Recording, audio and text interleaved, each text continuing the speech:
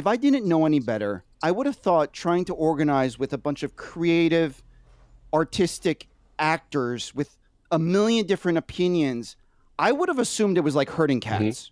Can you talk about what the challenges are that you've seen over since 2017 as far as organizing a bunch of professional artists? Yeah, I mean, this is a really, really big conversation, so I'll top line it for you. Part of what the problem is that we like simple answers and simple solutions, but sometimes the problem is very complex. Like it would really be easy for me to say, "Oh, all these people suck and they're corrupt and da da da." That's not the case. There are so many wonderful Yeah. people in service. The problem is that sometimes who's leading them, who they owe, ends up dominating their better, values and their better judgment. It's like, okay, I disagree with what's happening, but if I don't support it, they won't support me in the next election. So I kind of have to go along with it. So it's not so much as herding cats as much as like there's a bunch of mafia bosses that control their people. And if you get the mafia boss on board, then you get what you want, but you have to pay the mafia. And that I expresses see. itself in so many gross ways within our national governance structure. It's part of the reason why things are so broken. So, and it took 8 years for us to fix LA. LA is now operating properly, and I'm so proud of our staff and of our board and of our leadership. But it took getting some of the most divisive, toxic, kind of corrupt people out of leadership. And now they would really be offended to hear me describe it that way because they would say, well, the ends justified the means. Like if you think back to what happened Mm, over the period of like 15 years, it created like sharks and jets or like, Republicans and Democrats or like Palestinians and Israelis. Like there are more peace talks in the Middle East than between these factions in our union because of how crazy of drama went on from the 90s to like the merger in 2012. So let me just recap for you. There was a failed merger in the late 90s, so that was very divisive between AFTRA and SAG. Then there was the commercial strike in 2000. Then there was the agencies of the ATA, which is basically all the top agencies deciding they no longer wanted to work with the union. And so we lost the franchise with the ATA in 2002. Then there was the failed merger attempt in 2004. So another fight about merging.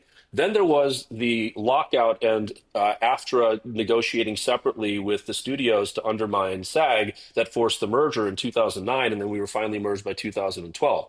So you had, in the span of a very short period of time, these traumatic events that happened where the same people kind of ended up on both sides of the issue. It was basically those that represented the Screen Actors Guild and working performers, and those that wanted to merge the union of AFTRA with SAG to give us more leverage, but also represented a lot of people who weren't making a living. And the interests of those who make a living and don't make a living are really hard to reconcile sometimes because a performer who makes a Yeah. living is trying to keep acting a sustainable living and improve it. Whereas somebody who just wants a credit is willing to give you every penny in their bank account just to be in a movie, just to move their career forward. So, how do you wow. reconcile these interests? And then you add different professions like broadcasters, with actors, with dancers, with singers, with stunt performers, with pilots.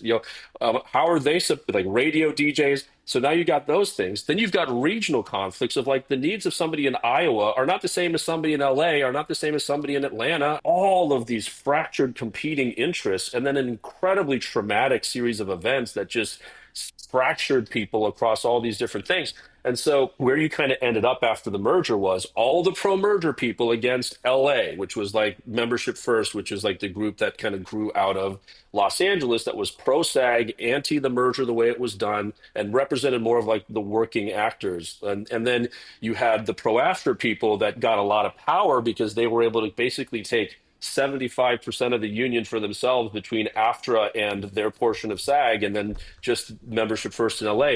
So that kind of bred an anti LA vibe across the rest of the country. And so that's been something we've actively had to address and fix by saying, no, no, no, no, no. That was a long time ago. We're trying to move those people like out of leadership.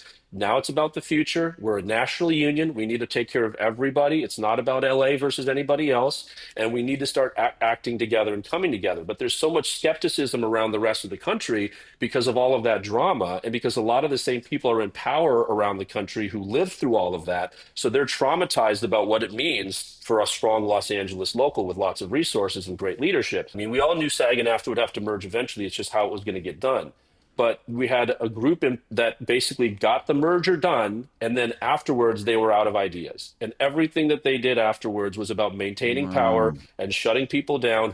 And so it was run so much like a mean, bullying, kind of corrupt regime. And that's what I started speaking out about in 2019 when I wrote a 50-page letter and recorded it. And that kind of changed the landscape of our union, especially in LA. For the first time, that party, Unite for Strength, that had merged the union, they lost the Los Angeles local, and Membership First took a supermajority position and has controlled the Los Angeles local since, and deservedly so, because they've served, the union membership well. But I would just kind of say, like, what I am trying to create is an environment where people feel like they can speak up, and just because they're challenging the status quo does not mean they're going to be treated with disrespect, with hostility, with any of that stuff. You end up with an echo chamber of yes people that just keep telling everybody it's great, and that's what happened to the leadership of our local, and that's what's still plaguing our national leadership. And so now that LA is working appropriately, my next era of service is going to be trying to help as many other locals around the country ensure they have the best leadership, so that the focus is on serving the members and helping them win, not on maintaining power and control.